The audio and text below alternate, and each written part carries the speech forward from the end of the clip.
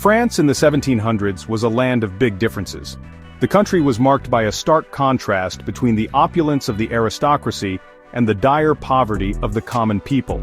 This period, known as the Ancien Regime, was characterized by a rigid social hierarchy where the monarchy and the nobility enjoyed immense wealth and privileges, while the majority of the population struggled to survive.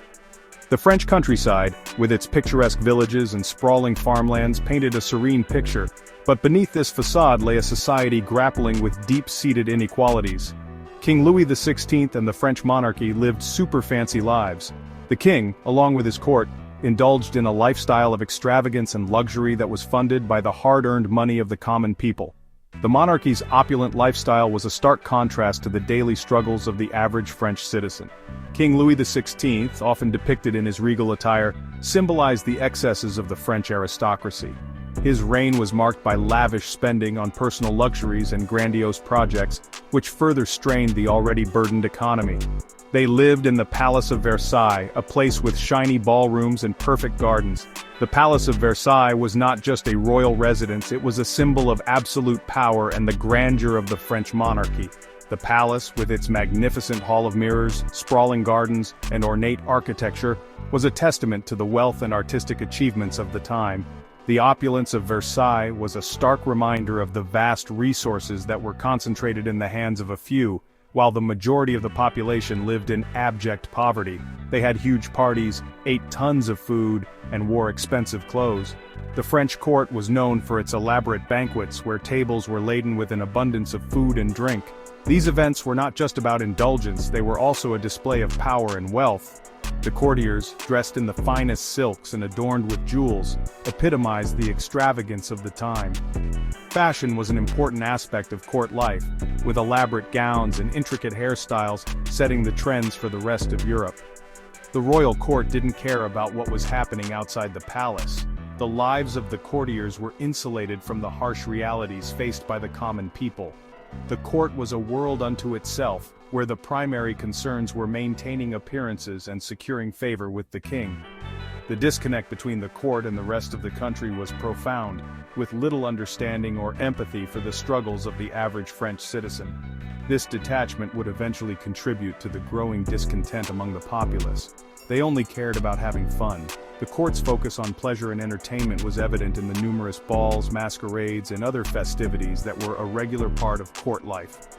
Music, dance, and theater were integral to these events, providing a constant source of amusement for the nobility.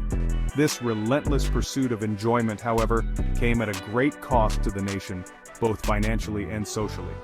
The extravagance of the court stood in stark contrast to the suffering of the common people, who were struggling to make ends meet. But outside the palace, things were different. Beyond the gilded walls of Versailles, the reality of life in 18th century France was harsh and unforgiving. The majority of the population, consisting of peasants, laborers, and small farmers, lived in poverty. The countryside, though beautiful, was a place of hard work and constant struggle. The common people faced numerous challenges, from poor harvests and high taxes to the ever-present threat of famine. Their lives were a far cry from the opulence enjoyed by the aristocracy. Most people, like farmers and workers, were very poor. The vast majority of the French population were peasants who worked the land. Their lives were marked by hard labor and meager rewards. The traditional clothing of the peasants, simple and functional, was a stark contrast to the elaborate fashions of the court. These farmers and workers toiled from dawn to dusk, yet their efforts were often not enough to provide for their families. The disparity between their lives and those of the nobility was glaring and unjust. They had to pay lots of taxes to support the king's lifestyle.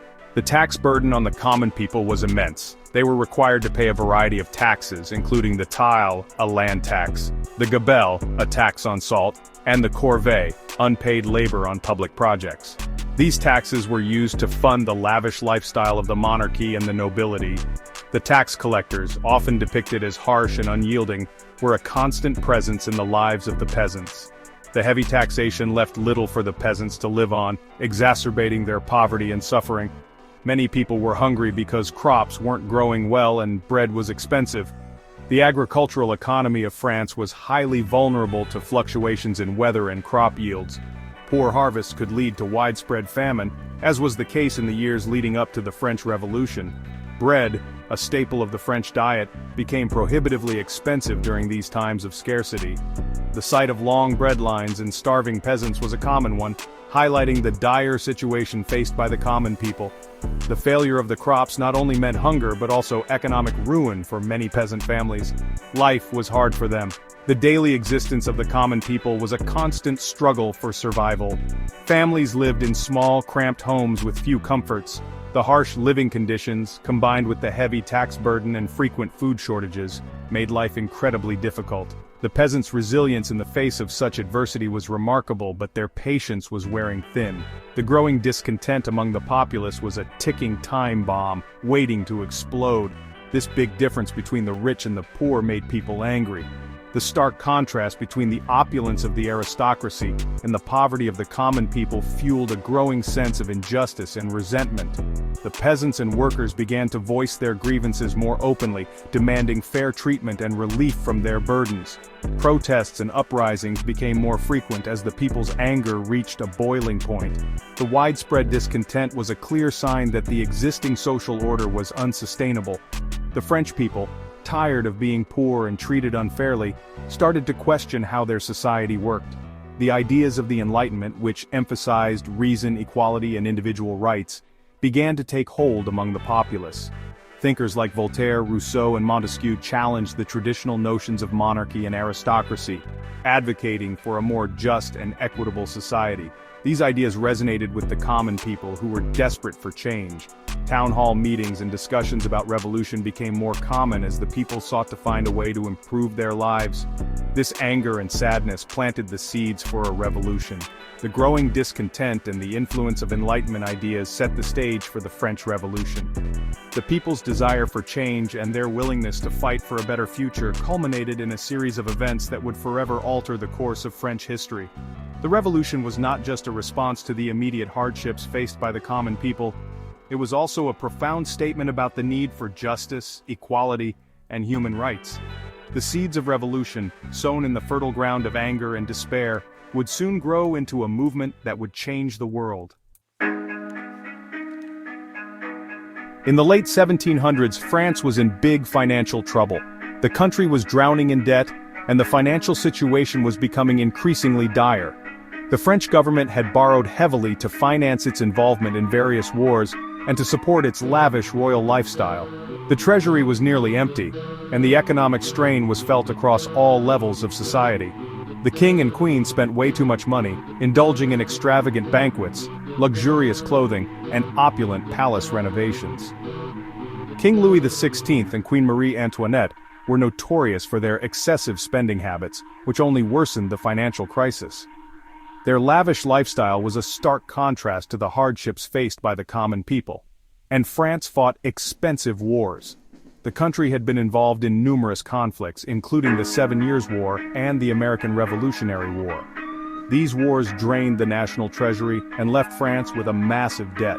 The cost of maintaining a large standing army and navy further strained the country's finances.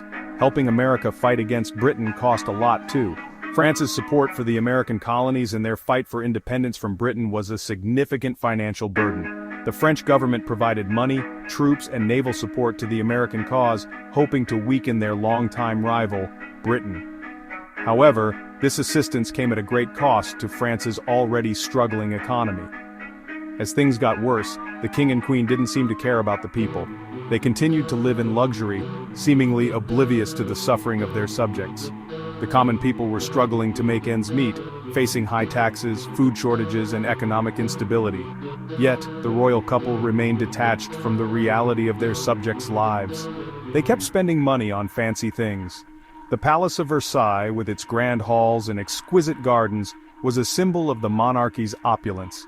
Marie Antoinette, in particular, was known for her extravagant taste in fashion and jewelry. She spent vast sums on elaborate dresses, accessories, and other luxuries, further alienating herself from the common people. Queen Marie Antoinette is famous for supposedly saying, "Let them eat cake," when she heard people were starving. Although there is no historical evidence that she actually uttered these words, the phrase became a symbol of the monarchy's indifference to the plight of the poor. It highlighted the disconnect between the ruling class and the suffering masses. This showed how out of touch the royals were. The growing discontent among the common people was fueled by the perception that the monarchy was indifferent to their struggles. Protests and demonstrations became more frequent as the people demanded change and relief from their hardships. The nobility, however, remained largely indifferent, further exacerbating the situation. The French people, struggling to pay taxes and put food on the table, felt ignored by their rulers. The tax burden on the common people was immense, and many families found it difficult to afford basic necessities. The economic disparity between the rich and the poor was glaring, and the people's frustration grew as they saw no relief in sight. This made them even angrier. The anger and resentment among the common people reached a boiling point. Riots and uprisings became more common as the people demanded justice and an end to their suffering. The revolutionary spirit was ignited, and the call for change grew louder with each passing day. Everything was in place for a huge revolution that would change France and all of Europe. The stage was set for a monumental upheaval that would not only transform France but also have a profound impact on the rest of Europe. The French Revolution was about to begin, and it would forever alter the course of history. While France was having problems, new ideas were spreading across Europe. The 18th century was a time of great intellectual and cultural transformation.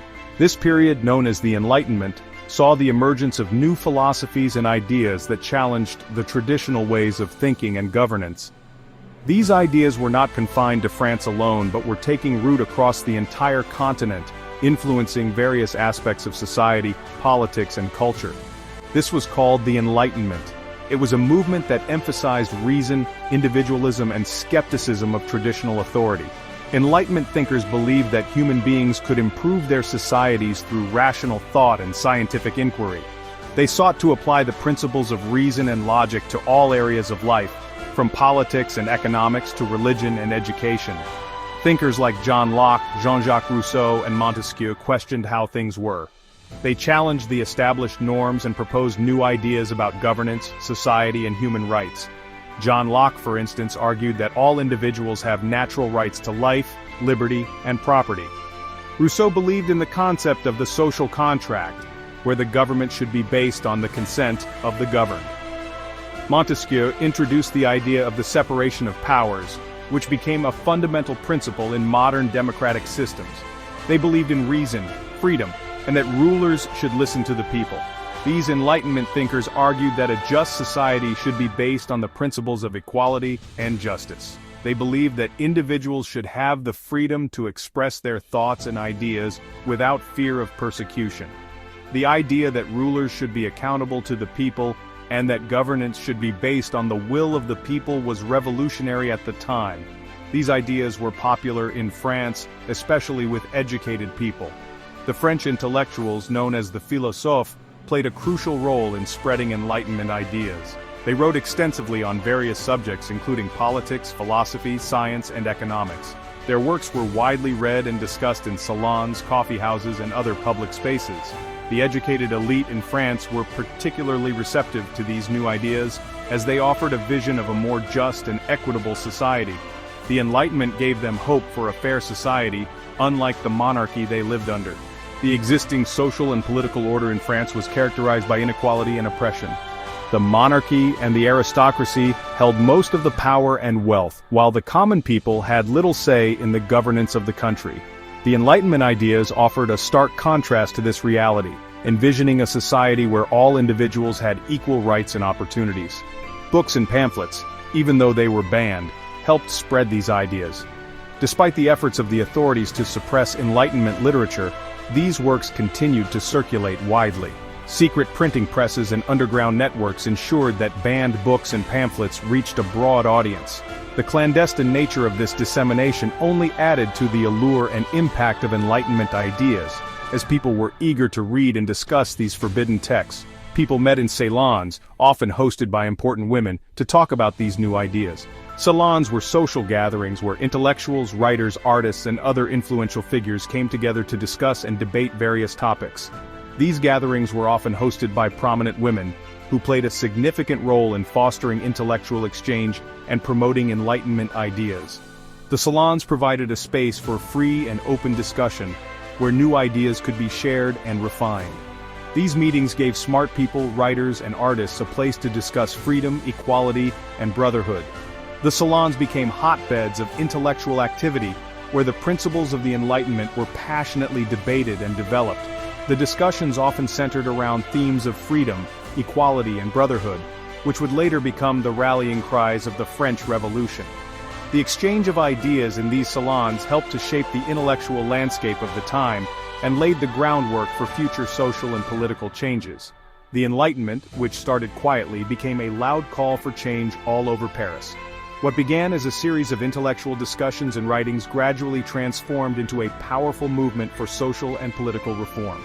The ideas of the Enlightenment inspired people to question the existing order and demand change.